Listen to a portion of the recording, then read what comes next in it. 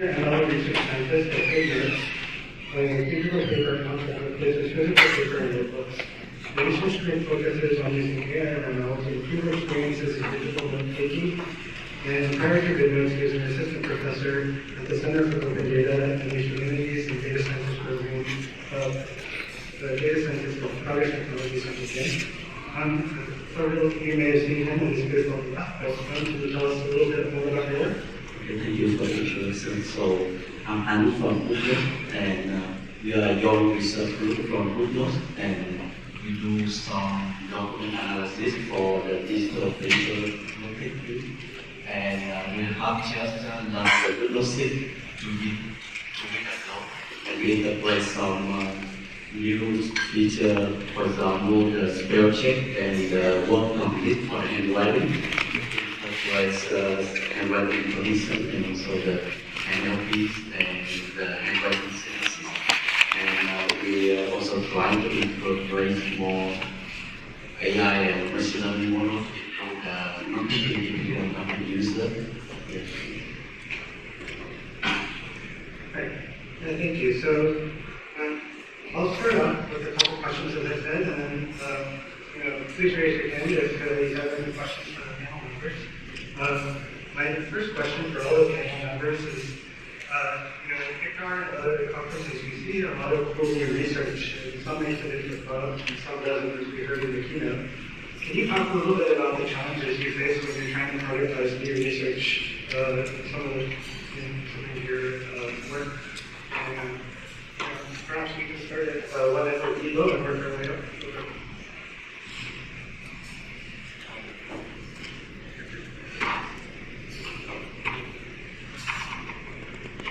No? Okay. So, tracing machine models, I think the most difficult is passing all the tests and convincing clients that the product has good effects on the business. And sometimes one difficulty we met is that even if the metrics for the products are very good and really good over the past way to do the things, sometimes when the model does very obvious mistakes, we very quickly lose confidence of the client. So we always need to make sure all those mistakes are really not. So we have a lot of steps before pushing into production to make sure this is really adopted.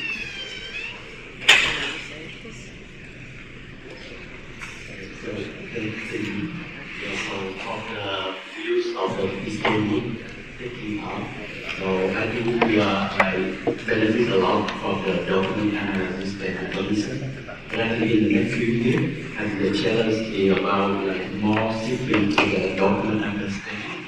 So it's not only understanding of the document, but it can come from the different contexts, it's not like handwriting only, but also from the diagram and also from other sources.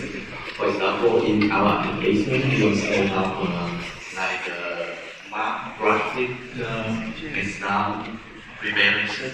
So now we just limited on just help students to write some equation, and we can check the correctness of the equations.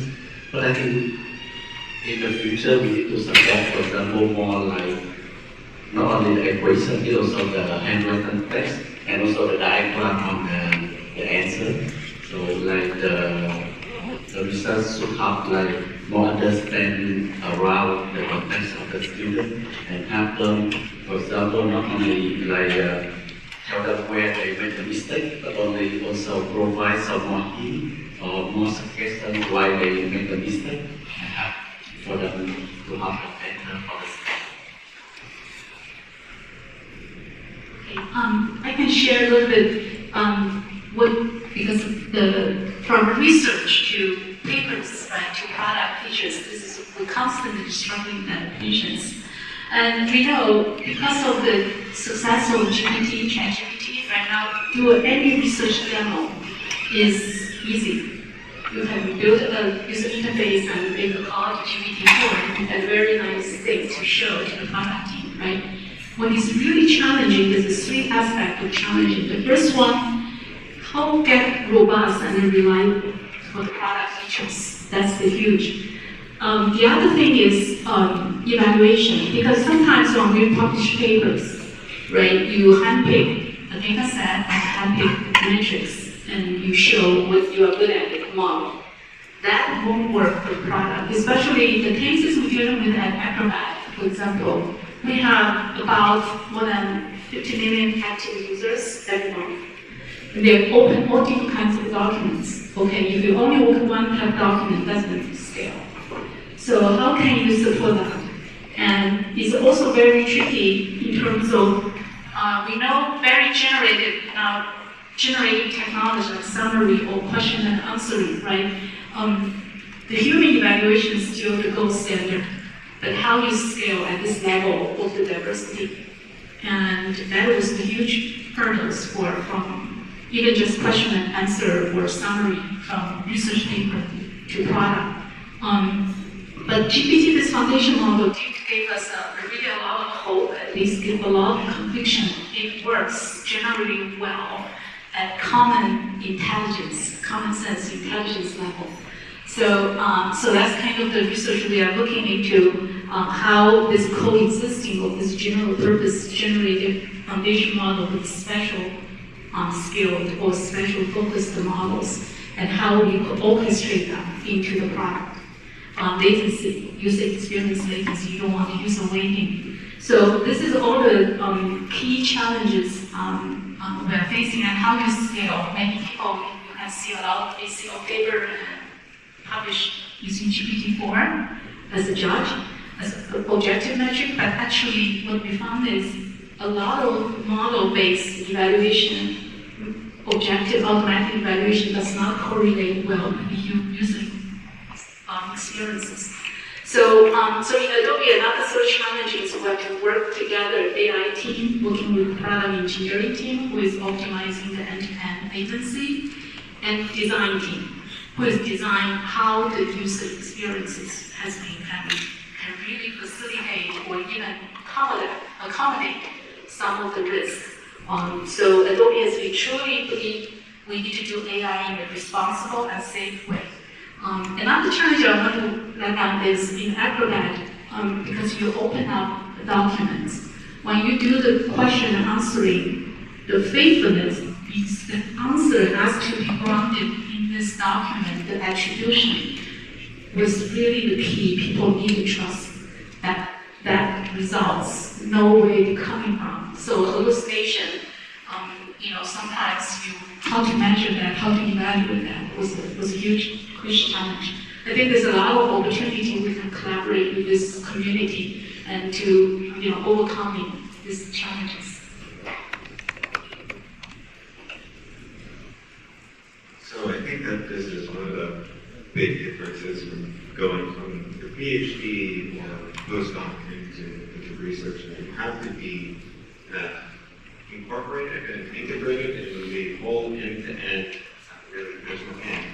It's the machine learning where you understand the problem, you idealize data that can work to support models that will solve that problem, and then design labeling specs, data collection specs, work with teams that see this process through, and then that's just sort of the edge of actual ideation for models.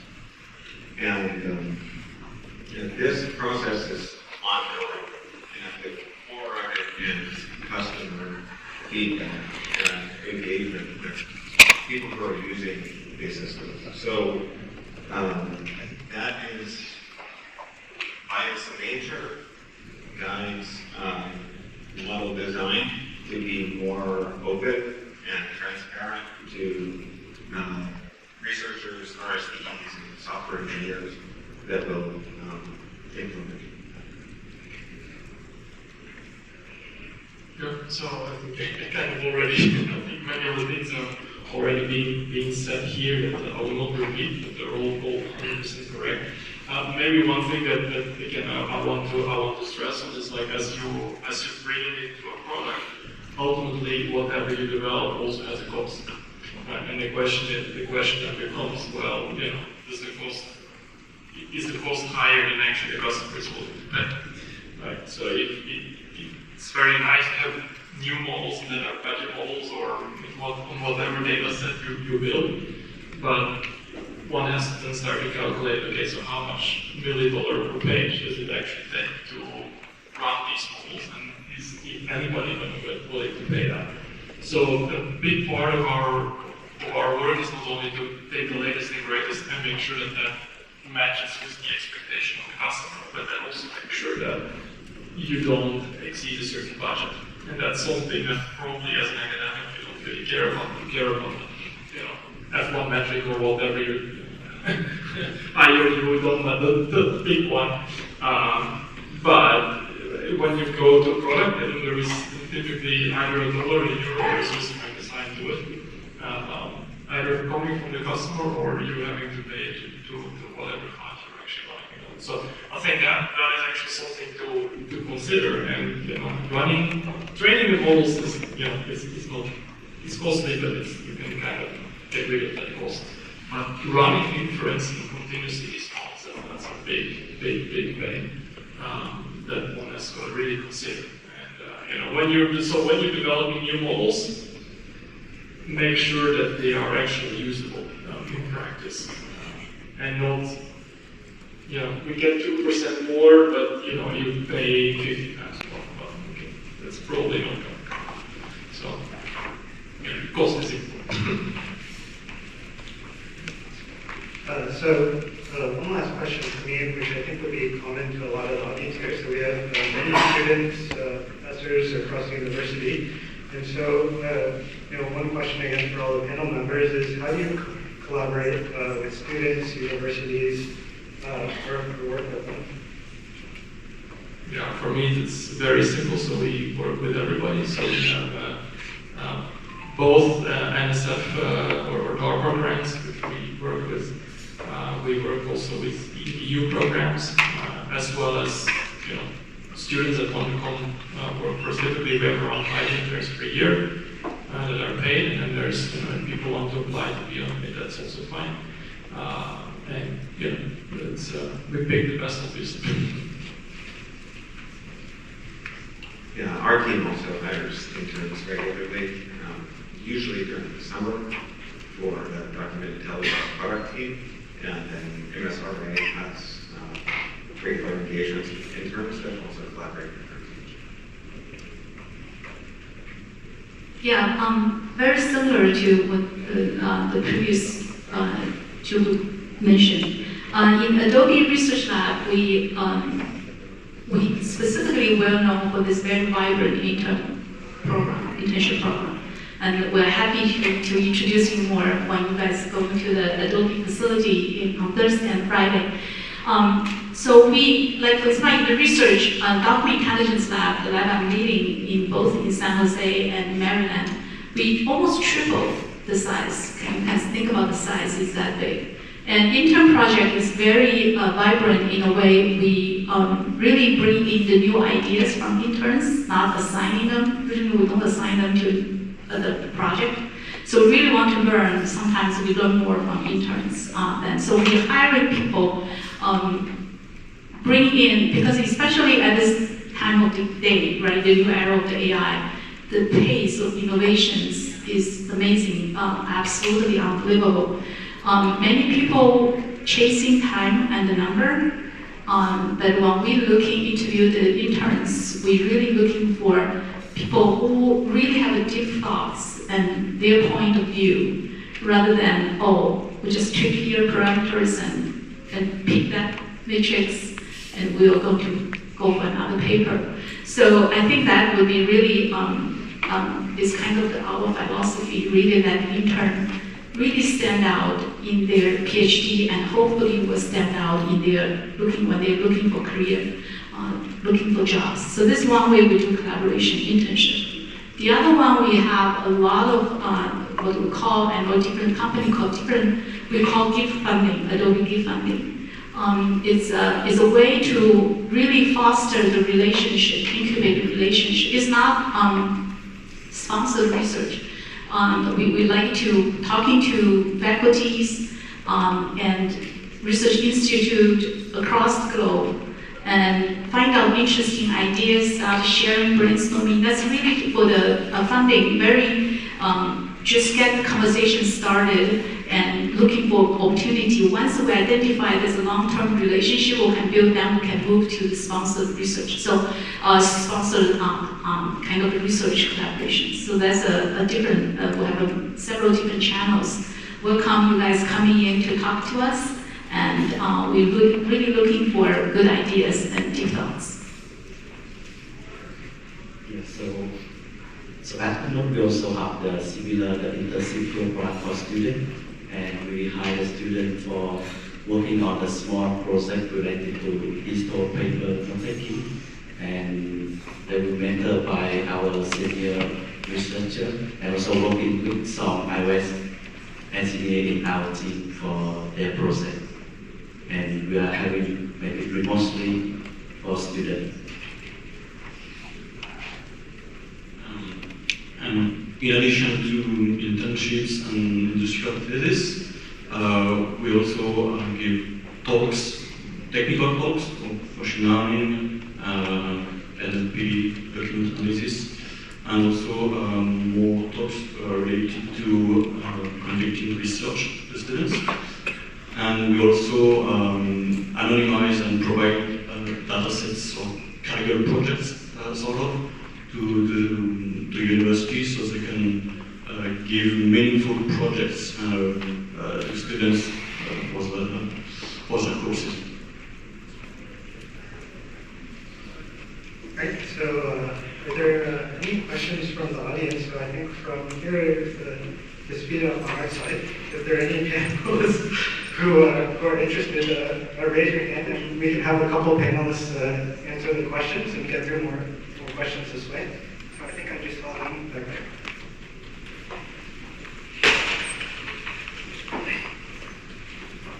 Hello.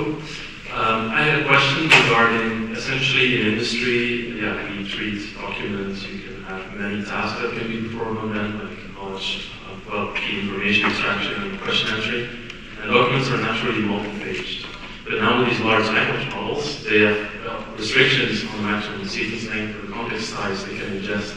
And I would like to know if you have any ideas of how you treat this problem in industry. Do you treat each page like contextually independent, or what bag of tricks does industry have of its?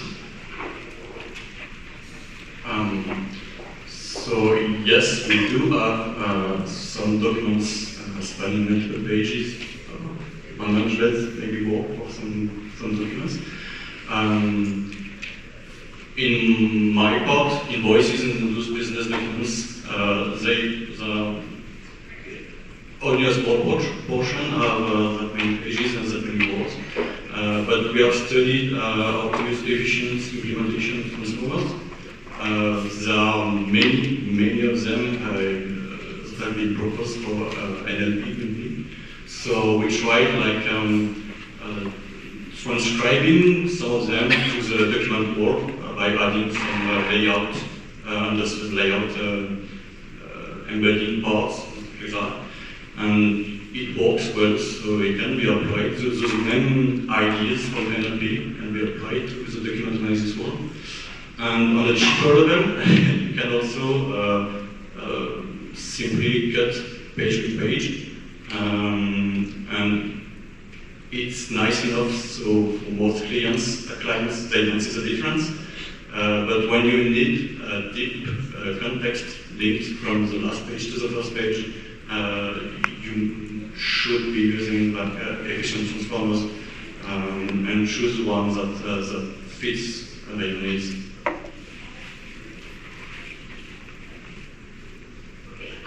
Thank you for bringing that up. So I thought page was an outdated concept because it was created for printer.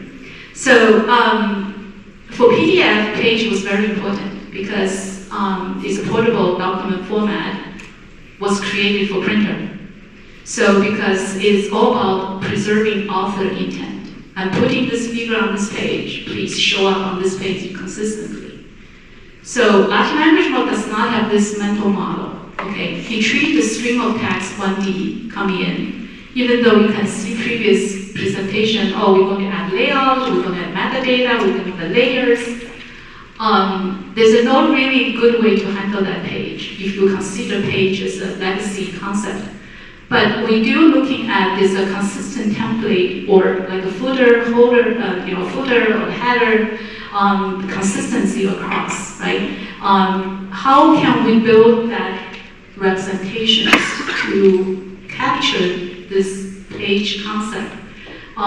So liquid mode, probably you'll hear more from tomorrow's last keynotes, is the first step using AI liberating that structure from PDF so you can consume on mobile phone. There's no page on mobile phone, right? You're just scrolling, there's no page. So yeah, I think going forward, is that page relevant? I don't think so. But if there's a lot of intelligence logged into the pages, we need to make sure we get it out. So I will answer that. That was a great point. I think that I like, sometimes I use the liquid view, and sometimes I prefer to just stick with my old and analog concept of page. And it definitely presents challenges. And OCR system is a physical system that should respect. It's physical in the sense that you're trying to capture the physical layout and attributes of what's given. It captures sort of one of the industry terms for that field, by the way. It's not something you'll talk about here, but in the industry, we talk about document capture. But the other question about the language model context, actually this problem existed before GPT. I mean, going back, BERT or any model has some finite memory that it can deal with, and often documents will outstrip that memory, even like in your car or when you buy a computer or something like that. That document will almost certainly outstrip the memory of any model that's more complicated than a couple parameters. So chunking, dividing the document into semantically logical, if possible semantically, usually start with syntax, but sections that can be processed independently, and then you have some fusion that can put them together is one way to go. Another way is search. If the things that are being asked of the document are concepts that can be searched, things that are represented in natural language, or if you have a model for them that spans between some technical representation like an entity or something and the document, then you can do that first and then reason on top of that. So there's sort of a whole complement of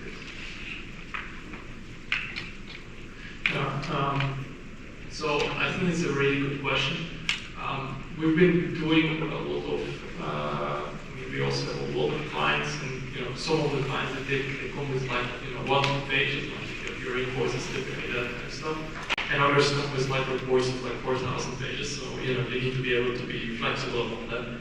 I find the concept of a page not all that relevant at the end of the day, because really I see it more like as a fluid text.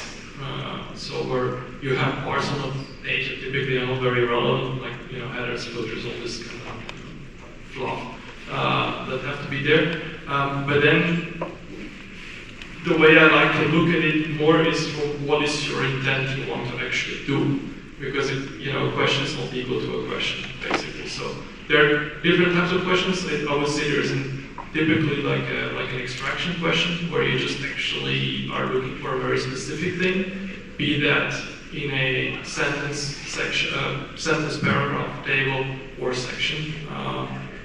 In this case, you can just very quickly typically filter out what are the relevant regions and then only run them. And even mostly at the sentence level, there might be some complications if you have abbreviations and stuff like that. A higher level up would be a summary. Then you need to have a little bit more, but again, typically a summary is not about the entire document, but typically a subsection of it. It could be, of course, not the entire document. So I think more like if you want to look at like what can I put in my language model that is acceptable, it's more like what type of questions you actually want to support. And once you understand that, then actually you can probably make either